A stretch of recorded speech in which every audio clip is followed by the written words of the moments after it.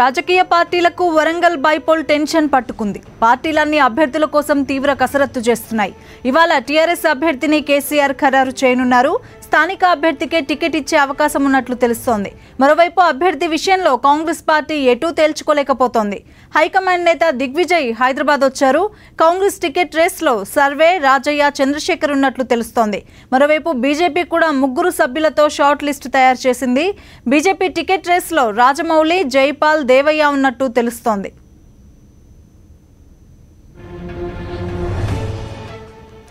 వరంగల్ ఉప ఎన్నిక కోసం అభ్యర్థి ఎంపికను కాంగ్రెస్ ముమ్మరం చేసింది.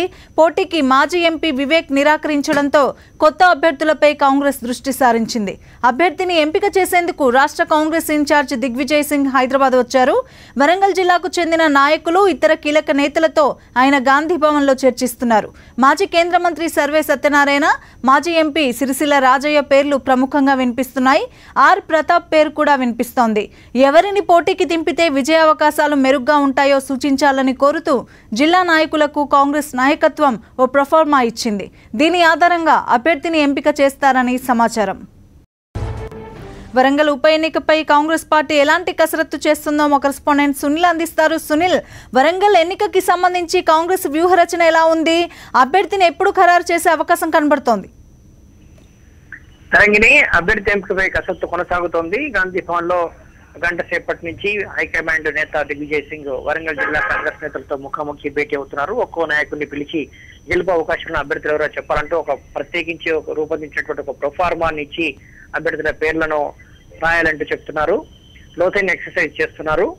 ఇప్పటి వరకు చాలా ఎక్సర్సైజ్ జరిగింది. అందులో మాజీ ఎంపీలు వివేక్, రాజయ్య, తర్వాత కేంద్ర మాజీ మంత్రి సర్వే సత్యనారాయణ, ఈ 3 పేర్లు బలంగా వినిపించాయి. వివేక్ విషయంలో ఏకాభిప్రాయం ఉంది. రాష్ట్ర కాంగ్రెస్ నేతలు, జిల్లా కాంగ్రెస్ నేతలంతా కూడా వివేక్ అయితేనే బలమైన అభ్యర్థి అని చెప్పేసి స్పష్టం చేస్తున్నారు. మిగతా నేతల విషయంలో కేంద్ర మాజీ మంత్రి సర్వే సత్యనారాయణ కూడా కొన్ని మైనస్లు ఉన్నాయి. మాజీ ఎంపీ రాజయ్య విషయంలో కూడా కొన్ని మైనస్లు ఉన్నాయి. అయితే వివేక్ పోటీకి విముఖత చూపడంతో ఇప్పుడు సర్వే సత్యనారాయణ, రాజయ్యల పేర్లు బలంగా వినిపిస్తున్నాయి. సర్వే సత్యనారాయణ తనకు టికెట్ కావాలంటూ హైకమాండ్ నేతలతో కూడా లాబింగ్ చేయించుకుంటున్నారు. మాజీ ఎంపీ రాజయ్య కూడా టికెట్ కోసం గట్టి ప్రయత్నాలు చేస్తున్నారు. దాదాపుగా వివేక్ ఒకవేళ పూర్తిగా నో అంటే వివేక్ ను ఒప్పించడానికి దిగ్విజయ్ సింగ్ వచ్చారని కూడా కాంగ్రెస్ వర్గాలు చెప్తున్నాయి. వివేక్ పోటీకి పూర్తి స్థాయిలో విముఖత చూపినట్టయితే సర్వే సత్యనారాయణ కానీ రాజయ్య కానీ ఇద్దరిలో ఎవరో అభ్యర్థి ఖరారు అవుతారు. దాదాపుగా హైకమాండ్ సోనియా గాంధీ మాత్రం సర్వే సత్యనారాయణకి బండైన కేంద్ర మాజీ మంత్రి ఇమేజ్ ఉన్నటువంటి నాయకుడు అని చెప్పేసి చెప్తున్నారు. రేపటికల్లా అభ్యర్థిని ఖరారు చేసేటువంటి అవకాశం ఉంది. దిగ్విజయ్ సింగ్ ఈ సాయంత్రానికి ఢిల్లీ వెళ్తారు. ఢిల్లీ వెళ్లి తాను చేసినటువంటి ఎక్సర్సైజ్ రిపోర్ట్ ను హైకమాండ్ కి ఇస్తారు. సోనియా గాంధీకి, రాహుల్ గాంధీకి ఇస్తారు. రేపు వాళ్ళు కసరత్తు చేసి అభ్యర్థిని రేపు సాయంత్రానికల్లా ప్రకటించేటువంటి అవకాశం ఉందని తెలుస్తుంది. Tarangini. Okay, thank you Sunil.